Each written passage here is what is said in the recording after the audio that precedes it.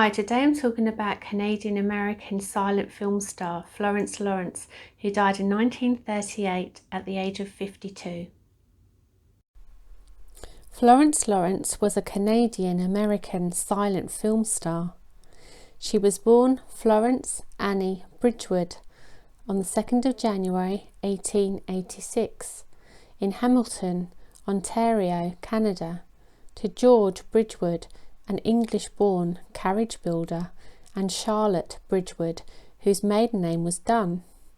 She was known as Lotta and was a vaudeville actress who had emigrated from Ireland.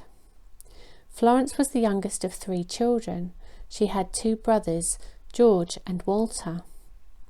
Her mother was professionally known as Lotta Lawrence. Florence made her stage debut at the age of 3 with her mother in her mother's acting group, the Lawrence Dramatic Company. She was known as Baby Flo, the child wonder. Her parents separated. On the 18th of February 1898, her father, George, died from an accidental coal gas poisoning at his home. Florence moved with her family to Buffalo, New York. When Florence had finished school, she moved to New York City with her mother in 1906. In the same year, Florence appeared in her first movie. She worked for the Vitagraph Film Company in New York. She played Juliet in Vitagraph's production of Romeo and Juliet. In 1907, she was in the film Daniel Boone, which has an alternative title, Pioneer Days in America, for the Edison Manufacturing Company, which was founded by the electric light bulb inventor Thomas Edison. She apparently won a lot of film roles because of her horse riding skills. She moved to Biograph Studios and worked with director D.W.Griffith. She made films such as The Girl and the Outlaw, Betrayed by a Handprint, Behind the Scenes, and The Country Doctor. She appeared in lots of Griffith movies. In the early days of filmmaking, the actors weren't given credits in the films. There was a bit of a stigma about acting in motion pictures, and serious stage actors seemed to be embarrassed working in this new medium. Also, the film companies thought if they became famous, they would want higher wages.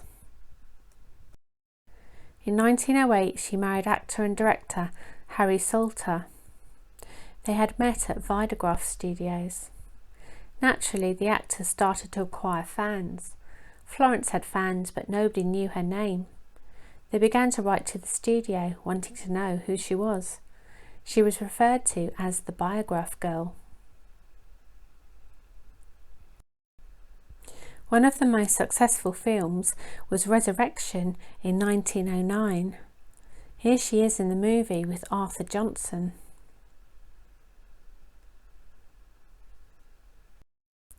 She starred in the first comedy series, which was called the Joneses series.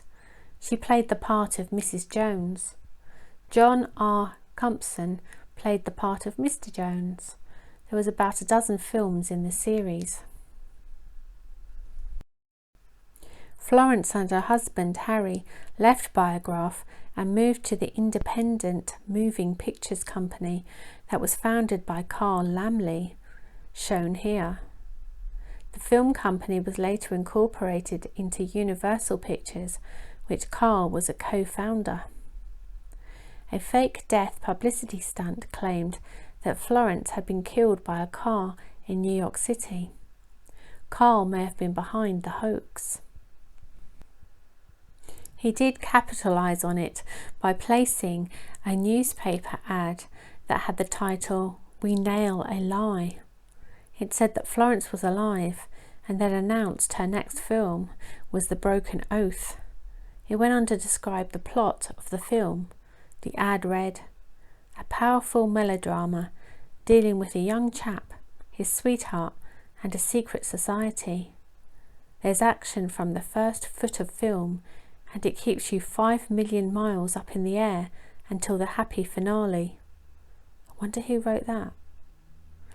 Because Florence was promoted by Carl using her name and image, she is classed as America's first movie star. The film was directed by Florence's husband. Carl Laemmle got Florence and her leading man, King Baggett, to make a personal appearance in St. Louis, Missouri in March 1910. Carl started the star system. Here is King Baggett. That's a weird name, isn't it? Florence left the independent moving pictures company and worked at Lubin Studios. In 1912, Florence and her husband Harry Salter formed their own film company, the Victor Film Company, which was in Fort Lee, New Jersey. Harry directed his wife in lots of film shorts. She often starred alongside King Baggett and Owen Moore. Here she is with Owen. The company was incorporated into Universal Pictures in 1913. Florence retired from the movies. Then she returned to the industry. During the filming of The Pawns of Destiny, there was a fire scene. The fire got out of control.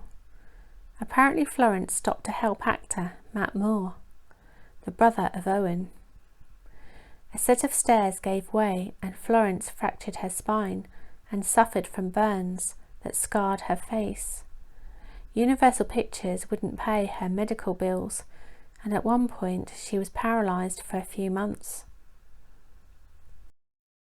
In 1914 she created a signalling arm for cars so that drivers could indicate when they were turning left or right. She also created a brake signal. But unbelievably she didn't patent them, and so she received no recognition or money for coming up with the ideas. Her film work dried up and she ended up in uncredited bit parts. Her husband Harry died in 1920 from a stroke at the age of 46.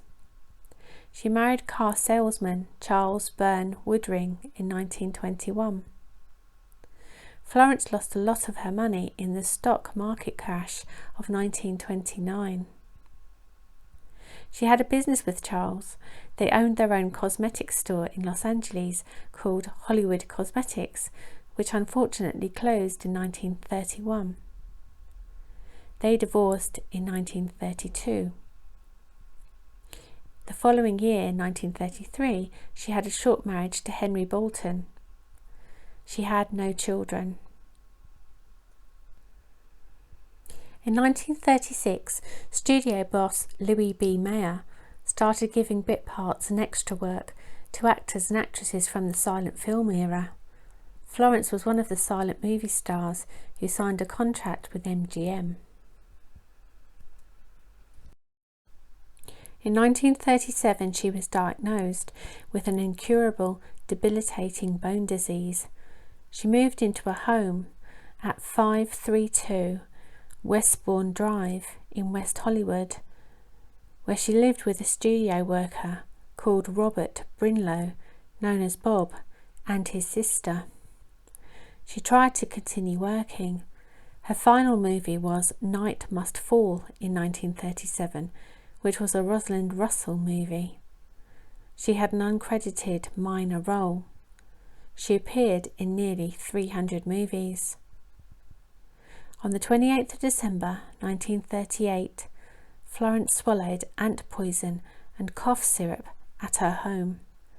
Her neighbour, Marion Menzer, was in her home at the time and heard her screams. She called an ambulance and Florence was taken to the Beverly Hills Emergency Hospital.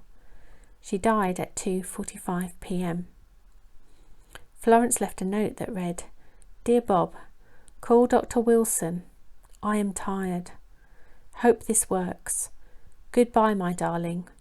They can't cure me, so let it go at that. Lovingly, Florence. P.S. You've all been swell, guys. Everything is yours." As Florence didn't have any children or a husband at the time of her passing, the Motion Picture and Television Fund paid for her funeral. She was laid to rest in an unmarked grave in the Hollywood Forever Cemetery in Hollywood.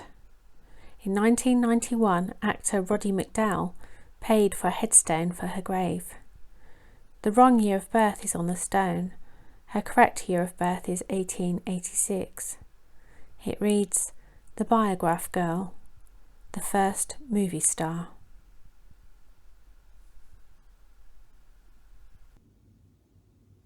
That was really sad, wasn't it? If you like this video, please like, share, subscribe, press the notification bell, and I'll see you in the next one. Bye.